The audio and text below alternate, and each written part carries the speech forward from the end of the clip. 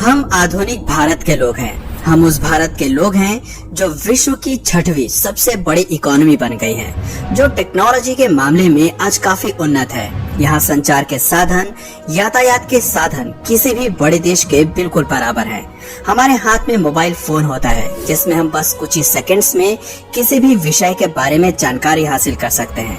हमें जहाँ जाना हो पल भर में तय करते हैं और हवाई जहाज या ट्रेन के माध्यम से कुछ ही घंटों में उस स्थान पर पहुंच भी जाते हैं और अपना काम करके वापस आ जाते हैं। इतनी सुविधाएं हैं आज हमारे पास, लेकिन यदि पल भर के लिए हमें किसी सुविधा से दूर रखा जाए तो बिल्कुल हम बेचैन हो उठते हैं और ऐसा लगता है कि हमारा जीवन बिल्कुल मुश्किल हो चुका है, बिल्कुल घुटन सी महसूस होने लगती है।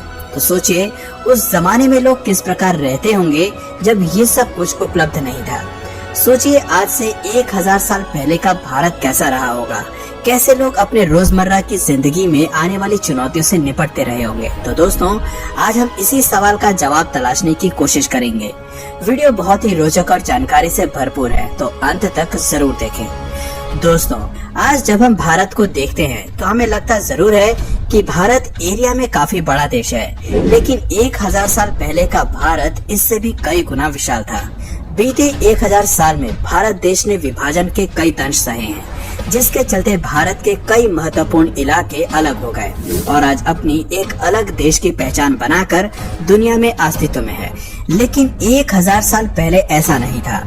1000 साल पहले के भारत का मतलब था भारत, पाकिस्तान, ईरान, अफगानिस्तान, म्यांमार और बांग्लादेश, ये सभी मिलकर एक भारत का निर्माण करते थे।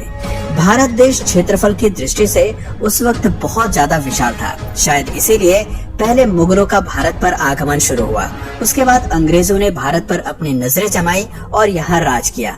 अब भारत एरिया में तो बहुत विशाल था, लेकिन इसकी जनसंख्या लगभग 3 से 4 करोड़ के आसपास थी, जो कि उस वक्त की दृष्टि से एक बड़ी जनसंख्या मानी जाती थी, क्योंकि 1000 साल पहले भारत और चीन और यूरोप की जनसंख्या संख्या की दृष्टि में सबसे बड़ी मानी जाती थी। उस वक्त भारतीय लोगों का रहन सहन और जीवन शैली बहुत ही साधारण हुआ करती थी। आम भारतीय अपने पूरे जीवन काल में 150 से 200 किलोमीटर के आसपास एरिया को ही घूम फिर पाता था। इसकी मुख्य वजह ये थी कि उस दौर में यातायात का मुख्य साधन या तो घोड़ा था या फिर बैलगाड़ी, और हम जानते हैं कि इन दोनों ही माध्यम से बहुत ज्यादा दूर तक यात्रा करना संभव नहीं है। खासकर एक आम व्यक्ति के लिए तो ये बहुत ही ज्यादा मुश्किल हो जाता है। इसकी दूसरी वजह थी जरूरत। जैसे कि प्राचीन भारत में लोगों के रोजगार का मुख्य जरिया खेती हुआ करती थी और खेती के लिए जरूरी सभी आवश्यक चीजें अपने आसपास ही मिल जाया करती थी। इस वजह से उन्हें बहुत ज्यादा दूर की यात्रा करने की आवश्यकता भी महसूस नहीं होती थी। फिर देश में एक ऐसा टाइम पीरियड भी था जब देश एक पावर कॉम्प्लेक्स से जूझ रहा था, यानी उस वक्त देश में कोई भी एक शक्तिशाली शासक नहीं था जो पूरे देश को एक करके रख सके। बस इसी कमी के चलते हमारे देश पर मुगलों का आक्रमण शुरू हो गया और धीरे धीरे देश मुगल सल्तनत के अधीन हो गया। 9वीं सदी के लास्ट में देश में पहली बार किसी विदेशी गुट ने आक्रमण किया था और वो भी अफगानिस्तान के रास्ते होते हुए भारत में प्रवेश किया था। उस वक्त देश में किंगडम्स, पल्लव, चोल, राष्ट्रकूट और चालुक्य वंश कुछ ऐसे राजघराने थे जो कुछ ताकतवर थे। इसके अलावा पूरा देश कई छोटे छोटे शासक तक ही सीमित था। वो पूरे देश पर शासन करने का कभी सपना नहीं देखते थे और यही उस वक्त की सबसे बड़ी कमजोरी थी। इसी कमजोरी को मुगलों ने अच्छी तरह से समझ लिया था। 11वीं सदी के आखिर में पृथ्वीराज चौहान, जो कि भारत के आखिरी हिंदू शासक थे, उन्हें भी मोहम्मद गौरी ने हरा दिया और उन्हीं के साथ ही हिंदू शासकों का अंत हो गया। पृथ्वी चौहान के अंत के साथ ही कहीं न कहीं हिंदुओं के दमन का इतिहास भी शुरू हो गया, ये कहना गलत नहीं होगा। उसके बाद उत्तर का क्षेत्र पूरी तरह से मुगलों के हाथ में आ चुका था। उत्तर का क्षेत्र अर्थव्यवस्था के लिहाज से बहुत मायने रखता था, क्योंकि इधर की भूमि बहुत उपजाऊ तो थी ही साथ यही वो क्षेत्र था जो भारत को चीन, यूरोप, रूस और सेंट्रल एशिया से जोड़ता था। इसलिए हर शासक का सपना होता था कि वो दिल्ली पर राज कर सके, क्योंकि दिल्ली देश का केंद्र होने के साथ साथ व्यापार का भी केंद्र थी। हमारे देश को सोने की चिड़िया कहा जाता था। ये बात तो आपने सुनी ही होगी, पर ऐसा क्यों कहा जाता था वो कारण भी आज आप जान लीजिए। असल में आज से 1000 साल पहले का जो समय था वो भारत के लिए आर्थिक रूप से बहुत ही अच्छा था। आज हम जीडीपी की बात करते हैं, हम देखते हैं कि इंडिया आर्थिक मोर्चे पर चीन से पीछे है, जबकि कभी एक्सपोर्ट्स की बात हो या जीडीपी की बात हो, दोनों ही मामले में चीन आज हमसे काफी आगे दिखाई देता है। पर आज से 1000 साल पहले ऐसा नहीं था। दोस्तों, शायद आपको यकीन नहीं होगा, लेकिन आज से 1000 साल पहले पूरी दुनिया में एक्सपोर्ट होने वाली चीजों में 30% गुड्स एंड सर्विसेज का एक्सपोर्ट भारत करता था, जबकि चीन 25% और यूरोप 11% एक्सपोर्ट करता था। भारत सबसे ज्यादा कपड़े, मसाले एवं खाने की चीजों का एक्सपोर्ट करने के लिए जाना जाता था। भारत विशेष रूप से मसालों के लिए बहुत फेमस था। यहाँ तरह तरह के मसाले मिल जाते थे। तभी तो यूरोपीय देशों में भारत के बारे में आज भी कहा जाता है कि हम भारतीय बहुत ही मसालों का प्रयोग करते हैं। लेकिन ये आज की बात नहीं है, बल्कि हम बहुत पुराने वक्त से मसालों का उपयोग करते आ रहे हैं। या यूं कहें कि मसालों के जनक हम ही हैं, तो ये भी कहना गलत नहीं होगा।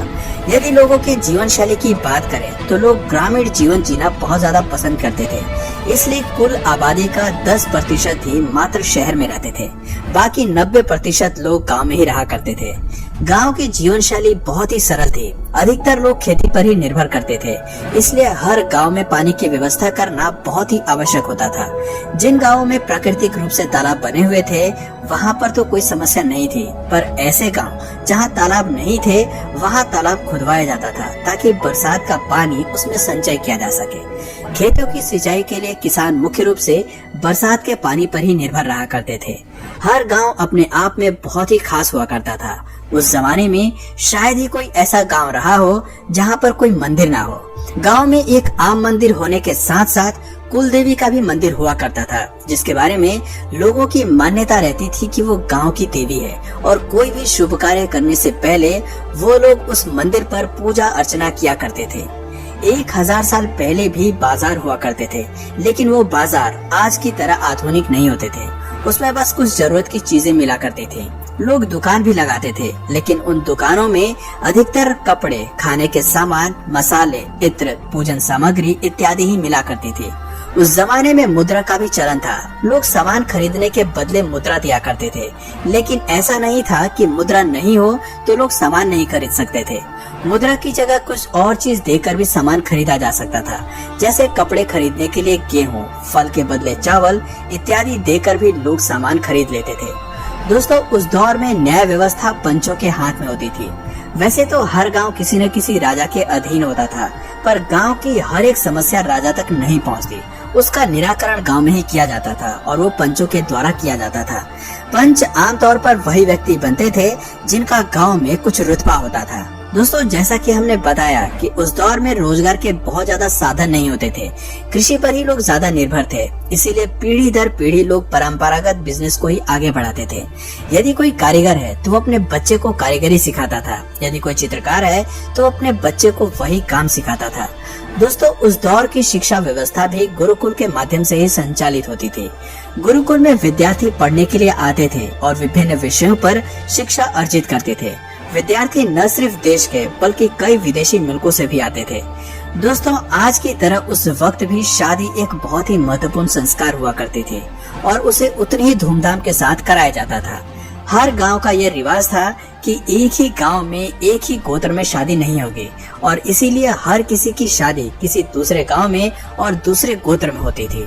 शादी का कार्यक्रम आज की तरह 1 या 2 दिन में नहीं समाप्त होता था, बल्कि 1000 साल पहले की शादियां 7 से 10 दिनों तक चलती थी।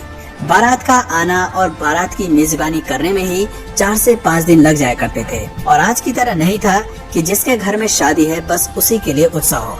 किसी की भी शादी होने पर पूरा गांव बहुत ही उत्साहित होता था, मानो इन्हीं के घर बारात आ रही हो और उनके पुत्र पुत्री की शादी होने वाली हो। उस दौर में कारखाने आदि नहीं हुआ करते थे। यही कारण था कि तब के लोग वायु प्रदूषण जैसी चीजों के बारे में नहीं जानते थे। दोस्तों, आज से 1000 साल पहले का भारत कुछ इस तरह था। हाँ, चुनौतियाँ काफी सारी थी, लेकिन लोगों में जिंदा दिली थी। लोग तब जिंदगी को इतने खुली मानसिकता के साथ जीते थे जितना आज नहीं जी पाते। तो दोस्तों आपकी नजर में 1000 साल पहले का भारत या आज का भारत, दोनों में से कौन सा ज्यादा अच्छा है, कमेंट करके जरूर बताएं। और अगर इस वीडियो से आपको कुछ नया जानने या सीखने को मिला या फिर इंटरेस्टिंग लगा तो प्लीज इस वीडियो को एक लाइक करके अपने फ्रेंड्स और फैमिली में से जरूर शेयर करें। और यदि आप इस चैनल पर नए हैं तो प्लीज इस चैनल को सब्सक्राइब करके बेल नोटिफिकेशन आइकन को ऑन कर लीजिए ताकि हमारे आने वाले वीडियोस आप मिस ना करें। मिलते हैं फिर किसी वीडियो में नए टॉपिक के साथ, तब तक के लिए नमस्कार।